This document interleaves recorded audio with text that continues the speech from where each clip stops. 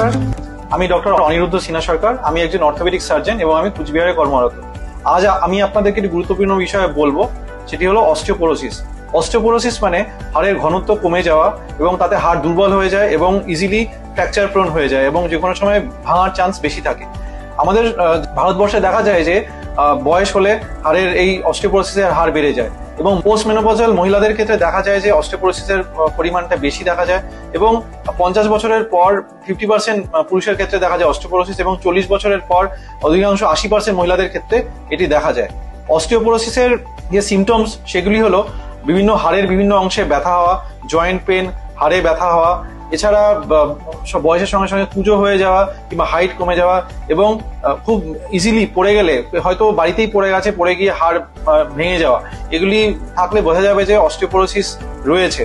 এবং দেখতে হবে কাদের ক্ষেত্রে অস্টিওপোরোসিস বেশি হয়। যেমন মহিলাদের ক্ষেত্রে যাদের মেনোপজ আগে হয়েছে তাদের ক্ষেত্রে দেখা যায়।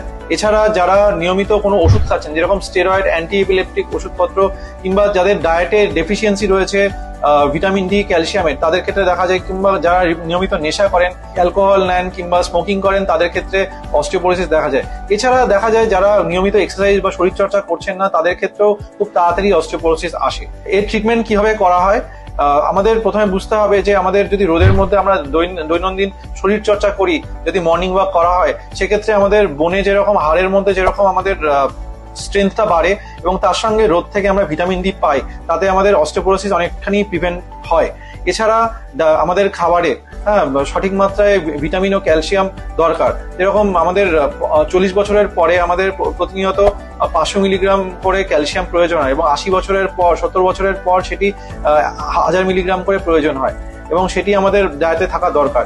এছাড়া ভিটামিন ডি যদি কম থাকে, সেক্ষেত্রে আমরা ভিটামিন ডি ওষুধ দিয়ে থাকি, যেরকম কিছু ক্যাপসুল পাওয়া যায়, যেটি সপ্তাহে একবার করে আমরা দিই। 60,000 পাওয়ারের ক্যাপসুল হয়, যেটি আমরা অনেক সময় 2 থেকে 3 মাস দিয়ে থাকি।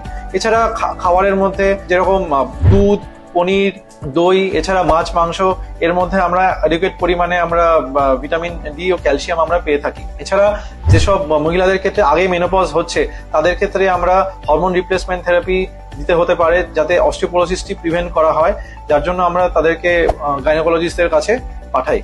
এছাড়া বয়স যদি হয়ে যায়, সেক্ষেত্রে যাতে পড়ে যাওয়ার চান্সটা কম থাকে কিংবা শিরদাঁড়া বেঁকে যাওয়ার চান্স বা পুজো হয়ে চান্সটা কম থাকে, তার জন্য আমরা বিভিন্ন রকম বেল্ট দিই কিংবা ওয়াকিং এডস দিয়ে থাকি। আপনারা সবাই ভালো থাকুন, সুস্থ থাকুন।